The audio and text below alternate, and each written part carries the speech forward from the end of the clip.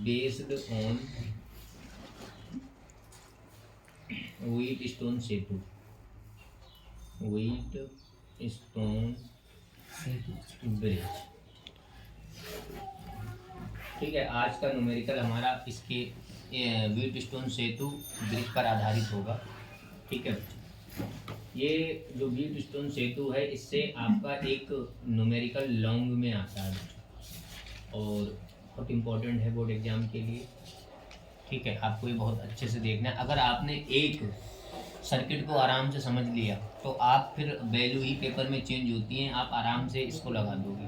तो सबसे पहले हम एक ऐसा सवाल लेते हैं जो शायद आपके बोर्ड एग्जाम में आएगा नहीं, लेकिन वहाँ से आप बहुत चीज़ें सीख जाएंगे कि किस तरीके से हम धारा को लेते हैं और किस तरीके से क्या करते हैं। तो एक न्यूमेरिकल हम पहले ऐसा ले लेते हैं जिससे आपको समझने में आसानी हो।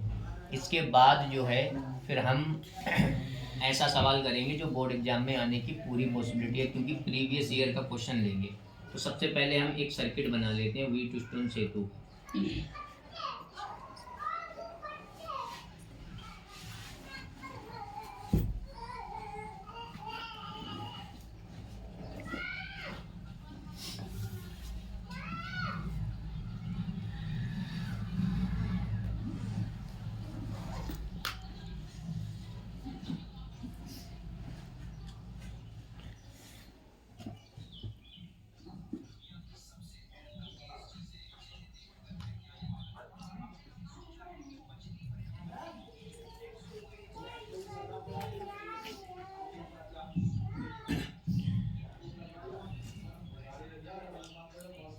इस तरीके से हमने ये एक व्हीटस्टोन सेतु का सर्किट बनाया और आपको बहुत ध्यान से समझना है इसको। यहाँ पर अब हम इसको हमने मान रखा है, ये हमारा पॉइंट ए है, इस पॉइंट को मान रखा है सी है, और ये पॉइंट अपना डी है, बी है, और ये अपना पॉइंट डी है। और इसमें ये बैटरी अपनी लगी हुई है 6 वोल्ट की बैटरी, और यहाँ पर हमसे बोला है कि ये 2 ओम है, ये भी प्रतिरोध अपना 2 ओम है, और ये प्रतिरोध भी अपना 2 ओम है, और ये प्रतिरोध भी अपना 2 ओम है, और इसमें जो प्रतिरोध है ये भी अपना 2 ओम है। और सवाल में हमसे किस तरीके से एग्जामिनर पूछेगा, वो कहेगा कि व्हीटस्टोन सेतु दिए गए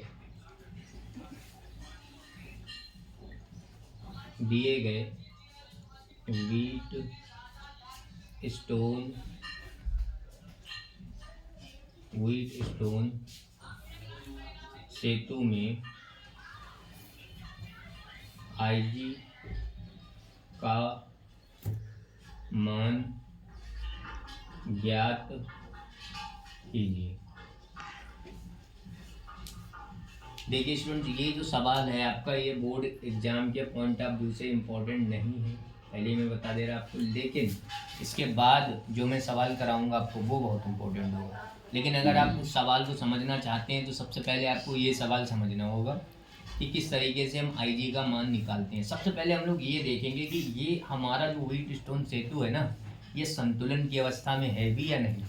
अगर ये व्हीटस्टोन सेतु अपना संतुलन की अवस्था में हो गया तो फिर IG का मान डायरेक्ट ही 0 होता है, क्योंकि जब अपना ये धारामापी संतुलन की अवस्था में होता है ना बच्चों, तो डायरेक्ट इसका मान फिर इसमें डायरेक्ट जो बहने वाली धारा, यानी ये अपना धारामापी है जो G है, G मतलब गैल्वेनोमीटर, तो अपना डायरेक्ट धारा का मान होता है 0।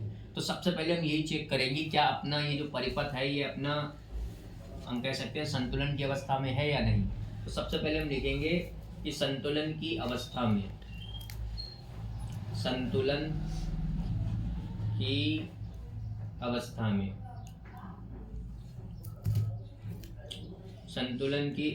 में तो यहाँ पर अपना आएगा R1 अपॉन में R2 is equal to R3 upon में R4। अब स्टूडेंट्स आपको एक बात याद रखनी है, जब ये सवाल आप लगाएंगे अपनी कॉपी पर तो आपको एक चीज़ याद रखना है कि हमने फॉर्मूला जब ड्राइव किया, जब हमने इसका डेरिवेशन किया, तो हमने निर्धारित कर दिया था कि ये अपना R1 है और ये अपना जो है R2 है, ये अपना R2 है, और इसको हमने निर्धारित कर दिया था ये अपना R3 है और ये अपना R4 है। अब ये R1 R2 R3 R4 ऐसे ही आपको नहीं ले लेने हैं। आपने जिस टाइम पर डेरिवेशन जो प्रतिरोध जो मान के किया होगा उसी तरीके से आपको यहाँ फॉर्मूला लगाना है। कोई बच्चा सोचे कि सर मैं इसको R1 इसको R2 मान ले रहा, तो फिर ये फॉर्मूला तुम्हारा जो है परिवर्तित हो जाएगा। फिर फॉर्मूला अगर आप इसको R1 इसको R2 मान रहे हैं तो ये फॉर्मूला फिर और हिसाब से निकल के आएगा। अगर आपने ये फॉर्मूला लगाया R1 अपोन में R2 is equal to R3 upon R4, तो फिर आपको प्रतिरोध इसी क्रम से लेने की 1 इसको रखना है, 2 इसको रखना है, 3 इसको रखना है, 4 इसको रखना है। अगर आप चाहते हैं कि मैं इसको 1 रखूंगा इसको 2, तो फिर आप ये डेरिवेशन दोबारा करेंगे और देखेंगे कि इनके प्रतिरोधों में आपको कुछ परिवर्तन होता हुआ दिखेगा। क्योंकि मैंने डेरिवेशन जब किया तो मैंने इसको R1 माना, इसको R2 माना, इसको R3 माना और इसको R4, इसीलिए हमारा ये फॉर्मूला निकल के आया। तो अब हम चेक करते हैं क्या ये हमारा व्हीटस्टोन सेतु संतुलन की अवस्था में है या नहीं। तो देखते हैं, R1 है अपना 2, R2 है अपना 2, R3 भी है अपना 2 और R4 भी है अपना 2। तो 2 से 2 कैंसिल आउट हो गए हमारे, तो हमारे पास आया 1 इज इक्वल टू 1। तो हमने देखा कि दोनों साइड हमारी यानी कि R1 का और R2 का जो अनुपात है हमारा वो, और R3 अपॉन R4 का जो अनुपात है वो आपस में बराबर है। इसका मतलब हम कह सकते हैं कि हमारा जो व्हीटस्टोन सेतु है, जो व्हीटस्टोन सेतु है, व्हीटस्टोन सेतु संतुलन की अवस्था में है, संतुलन की अवस्था में है। जब अपना व्हीटस्टोन सेतु संतुलन की अवस्था में है तो इसलिए जो IG का मान होगा आप डायरेक्ट बोल सकते हैं ये अपना होगा 0। इसलिए आप डायरेक्ट बोल सकते हैं, क्यों?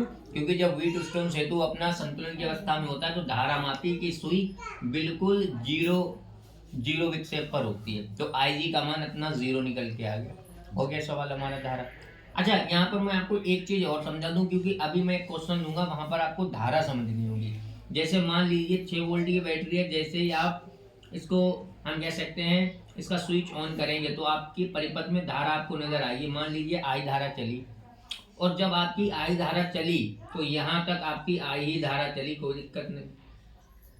लेकिन जैसे ही आप इस सिरे पे पहुंचोगे ना, अब धारा के सामने 2 मार्ग हैं, एक तो है AD और एक मार्ग है AB। तो धारा आपकी AB में भी जाएगी, धारा आपकी AD में भी जाएगी।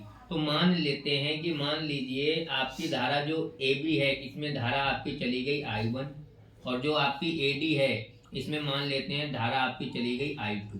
ठीक है सर, कोई दिक्कत नहीं। अब जैसे ही आप ये वाली जो धारा आपकी I1 है, यहाँ तक आपकी I1 चलती रही, लेकिन जैसे ही आप इस पॉइंट पर पहुंचे तो आपकी धारा अब धारामापी में भी जाएगी, और धारामापी में जाने के बाद हम कह सकते हैं आपकी धारा इधर भी बटेगी। खैर, अगर हम इस सवाल को देखें तो इस सवाल में हमारी धारा हम कह सकते हैं धारामापी में नहीं जा रही है, आपको पता है।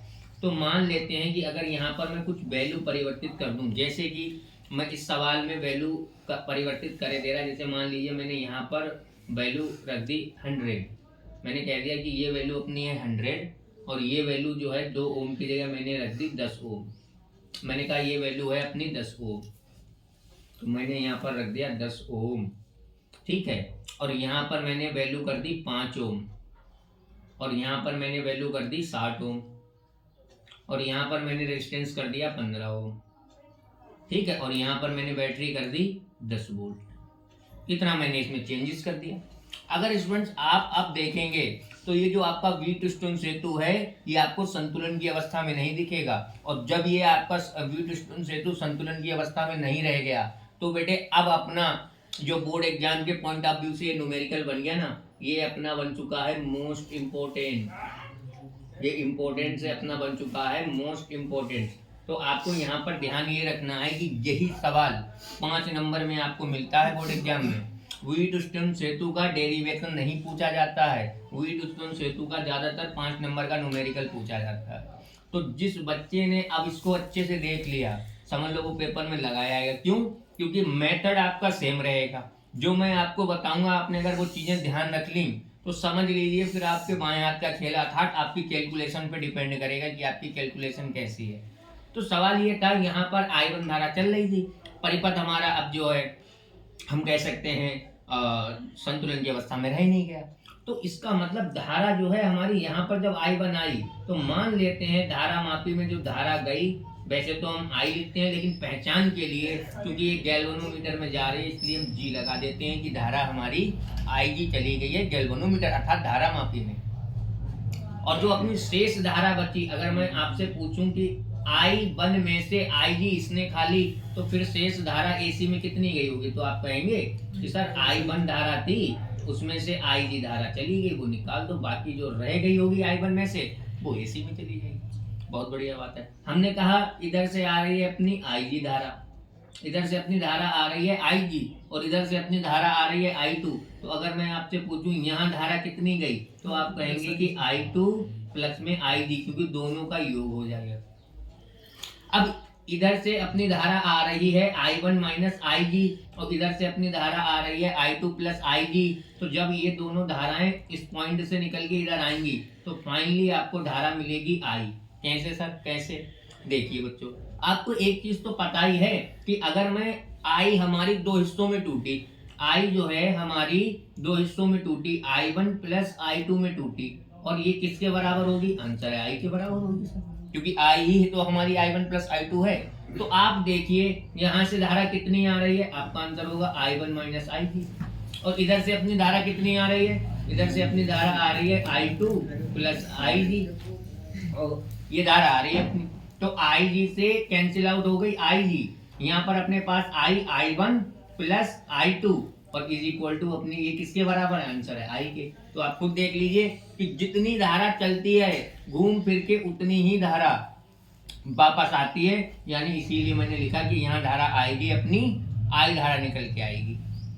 तो अपनी इतनी धारा निकल के आ गई। अब हमें ये देखना है कि आखिर इस टाइम पर हमें धारा कैसे मिलेगी। भाई जब हमारा सर्किट संतुलन की अवस्था में होता है तो डायरेक्ट हम IG 0 कर देते हैं, लेकिन अब की बार तो परिपथ हमारा जो है संतुलन की अवस्था में नहीं है, तो कैसे IG निकालेंगे? यही तो बोर्ड एग्जाम में क्वेश्चन पूछा जाता है। तो अब देखिए हम किस तरीके से निकालते हैं।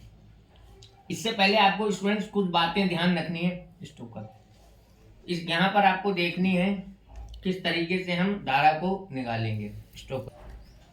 देखिए स्टूडेंट, सबसे पहले यहाँ पर इस सवाल को डील करने से पहले आपको कुछ बातें ध्यान रखनी है। 4 पॉइंट्स हैं, अगर आप इन 4 पॉइंट्स को ध्यान रख लोगे ना, तो समझ लीजिए आप इस डेरिवेशन को कर ले जाओगे, अर्थात आप इस न्यूमेरिकल को सोल्व कर लोगे। क्या 4 बातें हैं? कि एक बात तो ये है कि स्टूडेंट जब आप इस परिपथ में घूमोगे तो सिर्फ आपको 2 ही चीजें नजर आएंगी। 2 चीजें कौन? एक तो धारा और प्रतिरोध का गुणनफल तुम्हें मिलेगा, तुम्हारी मुलाकात होगी, और एक चीज तुम्हें यहाँ मिलेगी बैटरी। सिर्फ इन 2 चीजों के अलावा तुम्हें सर्किट में तीसरी चीज नजर आती नहीं है। तो मान लीजिए जब आप परिपथ में चलेंगे, तो मान लीजिए आप इस तरीके से चल रहे थे, आपके साथ एक बैटरी की मुलाकात हुई, लेकिन जिस दिशा में, मान लीजिए आप इस दिशा में चल रहे थे और बैटरी के ऋण टर्मिनल से आपकी शुरुआत हुई, बैटरी तो मिली। अब बैटरी भी आपको 2 तरह से मिलेगी। हो सकता है आप जिस दिशा में चल रहे हैं उस दिशा में आपको बैटरी मिली, बट आपकी भेंट जो है बैटरी के ऋणात्मक टर्मिनल से हुई। तो आपको ध्यान रखना है कि आप वोल्टेज का मान इस्तेमाल करेंगे पॉजिटिव, यानी B की वैल्यू आप पॉजिटिव इस्तेमाल करेंगे।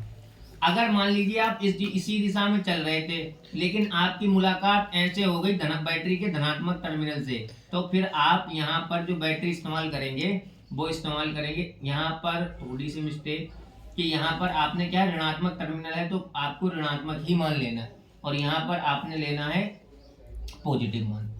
और मान लीजिए तीसरी कंडीशन ये है कि आप इसी दिशा में चल रहे थे, आपकी मुलाकात हुई एक रेजिस्टेंस से, आपकी मुलाकात हुई एक प्रतिरोध से, और धारा भी इसमें आपकी ही डायरेक्शन में चल रही थी। जिस दिशा में आप आ रहे थे उसी दिशा में आपकी करंट का भी फ्लो था। तो आपको क्या देखना है कि जो प्रतिरोध और धारा का जो गुणनफल होगा ये आपको पॉजिटिव इस्तेमाल करना है स्टूडेंट्स। और मान लीजिए आप इस दिशा में चल रहे थे, आप इसी दिशा में चल रहे थे, आपकी रेजिस्टेंस से मुलाकात हुई, और जब आपकी रेजिस्टेंस से मुलाकात हुई तो धारा आपने देखी, जिस दिशा में आप चल रहे थे धारा उस दिशा में नहीं बह रही थी, धारा आपके चलने की विपरीत दिशा में बह रही थी। तब आपको यहाँ पर धारा और प्रतिरोध का जो गुणनफल लेना है वो आपको नेगेटिव इस्तेमाल करना है। ये 4 पॉइंट्स आपके लिए कैप्सूल है, समझ लीजिए। ये आपका एक कैप्सूल की तरह काम करेंगे। और अगर आपने इन चारों बातों को ध्यान रखा तो आप आईजी का मान निकाल लोगे। अब सवाल खड़ा होता है सर कैसे? तो सबसे पहली बात बच्चों आपको जो ध्यान रखनी है ना, वो 3 बंदपास याद रखने हैं। अर्थात आपने बच्चों किरचॉफ का द्वितीय नियम तो पढ़ा ही होगा। किरचॉफ का जो द्वितीय नियम होता है वो ये कहता है कि किसी भी बंदपास में जब हम चलते हैं तो उस बंदपास में जितनी भी धारा और प्रतिरोध होते हैं और जो हमारी सेल होते हैं उन सभी का जो बीजगणितीय योग होता है, अर्थात जो विभव पतन होता है, वो हमारा 0 के बराबर होता है। तो आप ध्यान रख लीजिए, कभी भी व्हीटस्टोन सेतु का सवाल आए आपके सामने और उसमें स्टूडेंट्स क्या हो कि वो व्हीटस्टोन सेतु आपका संतुलन की अवस्था में ना हो। और ऐसा ही आपको देखने को मिलेगा, क्योंकि 5 नंबर के सवाल में संतुलन का तो सवाल ही नहीं खड़ा होता है। क्योंकि अगर आपको संतुलन का सवाल दे दिया गया तो फिर बच्चों को 1 नंबर में आपसे 1 या 2 नंबर का सवाल पूछा जाएगा, क्योंकि संतुलन की अवस्था में तो फिर धारा बेहद आसान हो जाता है निकालना, डायरेक्ट 0 ही अर्थात हो जाती है। तो यहाँ पर आपको याद रखना है कि सबसे पहले आप क्या करेंगे, सबसे पहले आप लेंगे बंद पास। बंद पास लेने का तरीका ये होता है स्टूडेंट्स कि आप जहां से चलें वहीं पर आपको घूम के आना है। जैसे एक बंद पास हमें लेना है A B D A, ये आप याद कर लीजिए। कभी भी व्हीटस्टोन सेतु का सवाल आए तो यही सवाल नहीं, हर एक सवाल में व्हीटस्टोन सेतु जो संतुलन की अवस्था में नहीं है बंद पास यही लिए जाते हैं हमेशा। तो पहला बंद पास आपको लेना है A B D A। तो मैं ये ले लेता हूं यहाँ पर बंद पास A B D A में किरचॉफ का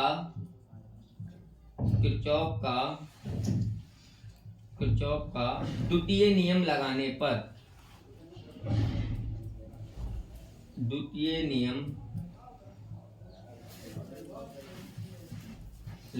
पर देखिए किस तरीके से अब इन चारों पॉइंट्सों का हम उपयोग करेंगे। तो इस चीज को थोड़ा सा ऐसे लिखा सही है, आप थोड़ा सा और आसान इसको करना चाहें तो आप इसको ये लिख सकते हैं कि आप सबसे पहले चलेंगे A से B। इससे आपकी मिस्टेक होने के बहुत कम चांस होंगे। A से B आप चले, फिर आपको चलना है B से D, फिर आपको चलना है D से A। तो अब आप चलिए, सबसे पहले चलेंगे A से B। तो जब हम A से B चले तो हमने देखा कि यार हमारे सामने रेजिस्टेंस आया, बहुत बढ़िया बात है। यानी कि हमने देखा कि हम चल रहे हैं A से B, अर्थात हमारी धारा भी चल रही है A से B, हम भी चल रहे हैं A से B और हमारे परिपथ में जो धारा बह रही है वो भी चल रही है A से B। अर्थात हमारा ये वाला तीसरा वाला पॉइंट काम में आ गया कि जो प्रतिरोध और धारा का गुणनफल है वो हमें धनात्मक लेना है। तो हमने देखा कि प्रतिरोध है अपना 100 ओम, धारा है अपनी I1, तो हमने यहाँ धनात्मक में लिखना है 100 I1। प्लस लगाने की आवश्यकता है नहीं, प्लस वैसे ही मान लिया जाता है। तो हमारा 1 पॉइंट हो गया। अब हमें चलना है B से D, तो हमें चलना है B से D। तो हमने देखा B से D जब हम चलेंगे तो B से D चलने पर धारा भी हमारी B से D बह रही है। इसमें हमारे पास धारा है IG, रेजिस्टेंस है 50 ओम, तो हमने यहाँ पर लिखना है धनात्मक 15, हम कह सकते हैं IG। फिर हमें कहां से चलना है D से A। तो अब की बार स्टूडेंट देखिए, D से जब हम A चल रहे हैं, D से A, तो धारा हमारी A से D चल रही है। तो अर्थात हमें यहाँ पर कौन सा वाला 4th नियम लगाना है कि हम चल रहे हैं इस A से D से A और धारा हमारी बह रही है A से D। अर्थात ये वाला नियम लग जाएगा कि जिस दिशा में हम चल रहे हैं धारा हमारी चलने की विपरीत दिशा में बह रही है। तो हम लगाएंगे माइनस का I, अर्थात धारा है I2, प्रतिरोध है 60, तो अपना आ गया माइनस का 60 I2। और इन सभी का जो योग होता है किरचॉफ के द्वितीय नियम के अनुसार वो होता है 0। तो अब हम इसको क्या करेंगे स्टूडेंट्स, 5 से डिवाइड करेंगे। 5 से डिवाइड करेंगे तो हमारी समीकरण थोड़ी सी हम कह सकते हैं इजी हो जाएगी। तो यहाँ से जब हम डिवाइड करेंगे तो ये मिलेगा हमें 20 I1 और यहाँ से ये मिलेगा हमें 3 IG और ये हमें मिलेगा स्टूडेंट्स 12 I2 और इज इक्वल टू 0। इसको मैंने स्टूडेंट्स बना दिया इक्वेशन नंबर 1। अब हमारे पास पहली समीकरण आ गई। आपको याद रख लेना है कि पहली बार में हमेशा जब आपके पास व्हीटस्टोन सेतु का परिपथ यानी सर्किट आपको मिले और वो संतुलन की अवस्था में ना हो तो यही बंद पास लेना। दूसरा बंद पास कौन सा लेना है स्टूडेंट? दूसरा लेना है B C D B। B C D B। तो अब हम यहाँ पर ये वाला बंद पास स्टूडेंट्स इस्तेमाल करेंगे, जो कि हमारा बंद पास है स्टूडेंट्स बी बंद पास बी सी डी बी में किरचॉफ का द्वितीय नियम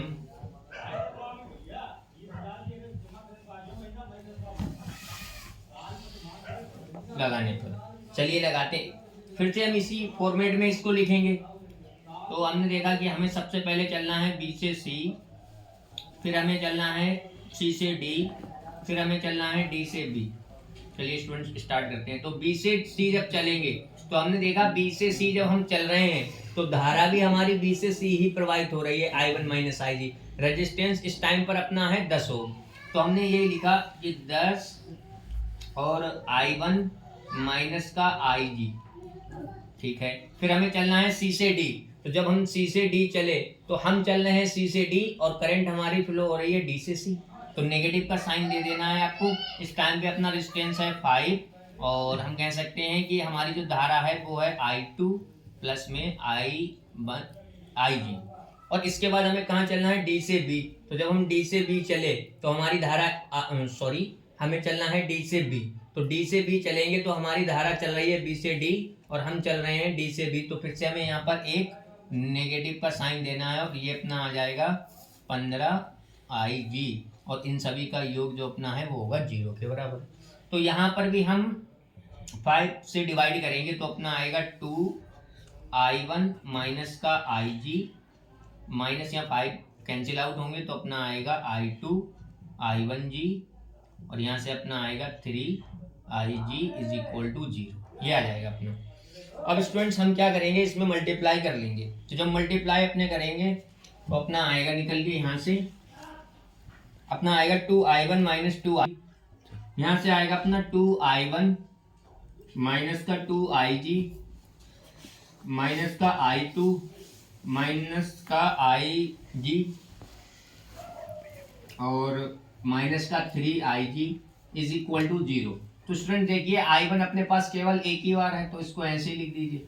यहाँ पर 2IG IG 3IG 3 यानी कि 6IG अपने पास निकल के आया 6IG माइनस का I2 इज इक्वल टू 0। इसको डाल दिया हमने इक्वेशन नंबर 2। अब एक बंद पास स्टूडेंट्स आपको और लेना है। देखिए ये थोड़ा सा हम कह सकते हैं डिफिकल्ट हो जाता है, लेकिन 5 नंबर अगर आपको चाहिए तो आपको ये परिपथ सोल्व करना होगा। एक सवाल का तरीका देख लीजिए, कोई भी फिर सवाल आ जाए आप लगा देंगे इन्हीं बंद पासों को लेते हुए। तो अगला बंद पास अपना होता है ए डी सी और घूम फिर के ए डी सी और फिर ए डी सी फिर ए। तो यहाँ पर हमें बंद पास लेना है, बंद पास ए डी सी ए में किरचॉफ का द्वितीय नियम लगाने पर। देखिए स्टूडेंट्स, अब सबसे पहले हम इसको भी इसी फॉर्मेट्स में लिख लेते हैं। तो सबसे पहले हमें स्टूडेंट चलना है ए से डी पर, फिर हमें स्टूडेंट चलना है डी से सी पर और फिर चलना है सी से ए पर। चलिए देखते हैं। तो जब हम ए से डी पर चलेंगे तो हम भी ए से डी चल रहे हैं, करंट भी ए से डी चल रही है। तो रेजिस्टेंस है अपना 60 ओम और धारा है अपनी I2। तो अपना यहाँ निकल के आएगा 60 I2 और फिर हमें चलना है डी से सी। तो डी से सी चलेंगे, करंट भी अपनी डी से सी चल रही है और अपने पास इस टाइम पर प्रतिरोध है 5 ओम और करंट है I2 प्लस IG, यानी कि पॉजिटिव में आएगा अपने पास I2 प्लस में IG। और फिर स्टूडेंट्स हमें चलना है सी से ए। तो सी से ए जब आ रहे हैं तो हमारे पास सिर्फ एक बैटरी आ रही है और बैटरी है अपने पास 10 वोल्ट की। हमारी मुलाकात हो रही है सी से ए पर आने पर नेगेटिव, बैटरी के नेगेटिव टर्मिनल से। तो जब नेगेटिव टर्मिनल से मुलाकात होती है तो हम यहाँ पर साइन इस्तेमाल करते हैं स्टूडेंट नेगेटिव। तो यहाँ पर जब हम नेगेटिव साइन इस्तेमाल करेंगे तो अपना हो जाएगा माइनस का 10 वोल्ट और इनका सबका योग अपना तो होता है 0। तो यहाँ पर हमने देखा कि इसको भी हम 5 से डिवाइड करेंगे, तो जब 5 से डिवाइड करेंगे तो अपना आएगा 12i2 plus i2 plus ig minus का 2 इज इक्वल टू 0। तो अपना आ गया 13i2 भाई 12i2 प्लस 1i2 कितना हो जाएगा अपना 13i2 और प्लस में हो जाएगा अपना ig और इस 2 को हम उस साइड भेज देंगे तो अपना पॉजिटिव हो जाएगा और ये समीकरण अपनी बन गई है 3। अब स्टूडेंट्स हमारे पास 3 समीकरणें आ गई। अब आपको बहुत ध्यान से देखना है कि जो इक्वेशन नंबर 1 है स्टूडेंट्स अपनी और इक्वेशन नंबर 2 है अपनी, इसको आपको ध्यान से देखना है। मैं एक थोड़ा सा यहाँ पर जो करने वाला हूँ आपको अभी तो समझ में नहीं आएगा, लेकिन बाद में आप समझ जाएंगे कि मैंने ऐसा क्यों किया। तो मैंने इक्वेशन नंबर फर्स्ट को मैं नोट करे ले रहा दोबारा से, तो यहाँ से मैं लिख ले रहा कि समीकरण 1 जो है मैं नोट करे ले रहा यहाँ पर। समीकरण 1 क्या है, समीकरण 1 क्या है, वो ये है कि 20i1 प्लस 3ig माइनस का 12i2 इज इक्वल टू 0। और समीकरण 2 अपनी क्या है, समीकरण 2 क्या है, समीकरण 2 क्या है, तो समीकरण 2 है स्टूडेंट्स अपनी 2i1 माइनस का 6ig माइनस का i2 इज इक्वल टू 0। तो स्टूडेंट्स आपको ये ध्यान देना है कि अगर मैं इसमें 2 का मल्टीप्लाई करा दूं तो हमारे 6ig हो जाएंगे, और जब अपने 6ig हो जाएंगे ना स्टूडेंट्स, तो अपने ऐड करने पर अर्थात जोड़ने पर ये हमारे दोनों कैंसिल आउट हो जाएंगे। फिर देखना आपको इसमें एक नई चीज दिखेगी। तो सबसे पहले आप क्या करिए, यहाँ पर विदाउट टेंशन आप यहाँ से 2 से मल्टीप्लाई कर दीजिए, करिए मल्टीप्लाई। जब आप 2 से मल्टीप्लाई करेंगे तो ये आपको मिलेगा 40i1 प्लस 6ig माइनस का 12i2 इज इक्वल टू 0, ये मिलेगी। और ये हमारी जो समीकरण 2 है उसको लिख लीजिए 2i1 माइनस का 6ig और यहाँ पर अपना है i2 इज इक्वल टू 0। अब इनको हम क्या कर रहे हैं स्टूडेंट, दोनों समीकरणों को हम बस जोड़ रहे हैं, सिर्फ जोड़ रहे हैं। तो जब आप इनको जोड़ेंगे तो साइन आप मत चेंज करिएगा, सिर्फ जोड़ दीजिए। तो यहाँ से आप देखेंगे ये कैंसिल आउट हो गए और आपके पास निकल के आ गया 42i1 और माइनस का 25i2 इज इक्वल टू 0। अब स्टूडेंट्स आप एक चीज देखिए, यहाँ से अगर मैं i1 का मान निकालता हूँ तो 42i1 is equal to 25i2 और अगर मैं i1 का मान निकाल लेता हूँ यहाँ से तो अपने पास आएगा 25i2 अपॉन में 42, ये स्टूडेंट्स अपना निकल आएगा। अब हम क्या कर रहे हैं, अब हम करेंगे ये कि यहाँ पर जो अपने पास समीकरण 2 है, इस समीकरण 2 में हम लोग क्या करेंगे, ये मान उठा के रख देंगे। जब अपने समीकरण 2 में ये मान रखेंगे तब देखना आपको क्या मिलने वाला है।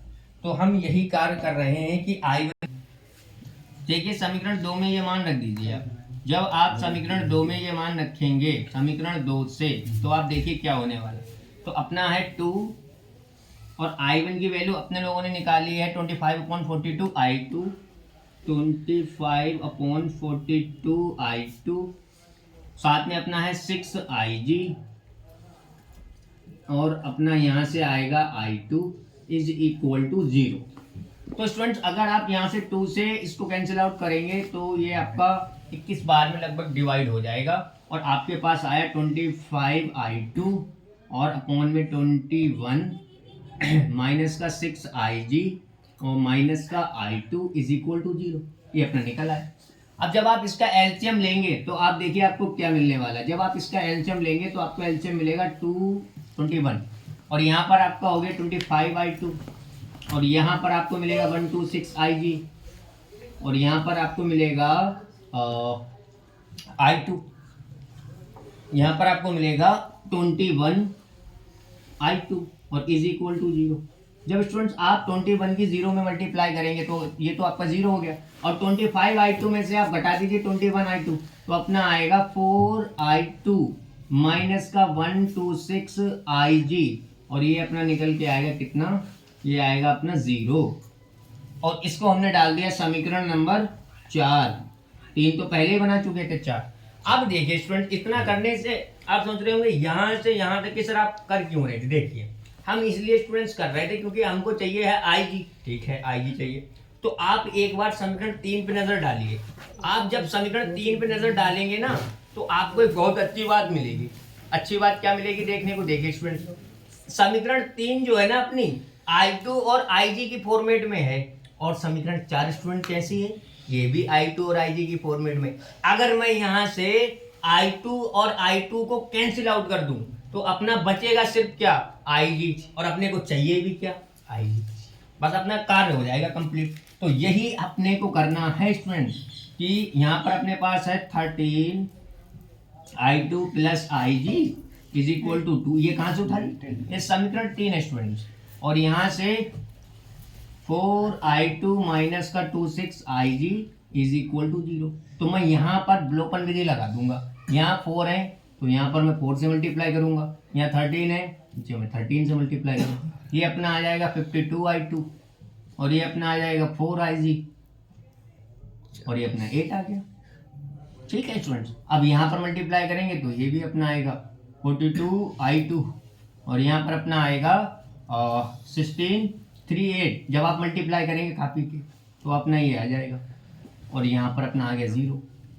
तो ये अपना आ गया देखिए प्लस और ये माइनस, ये कैंसिल आउट, और ये आ गया अपना 1642IG इज इक्वल टू, यहाँ पर आप माइनस लगाएंगे तो ये अपना आएगा 8। यहाँ से अगर आप IG निकालेंगे ना स्टूडेंट तो अपना आ जाएगा 8/1642, और आप जब खा पी के इसको भी डिवाइड करेंगे तो अपना आएगा 0.00487, और यही अपना आंसर है। इतनी धारा जो है अपनी जाएगी गैल्वेनोमीटर में। तो स्टूडेंट इसको आप अभ्यास करिए, ये बोर्ड एग्जाम में पूछा जा चुका है और पूछा जा चुका है। और एक और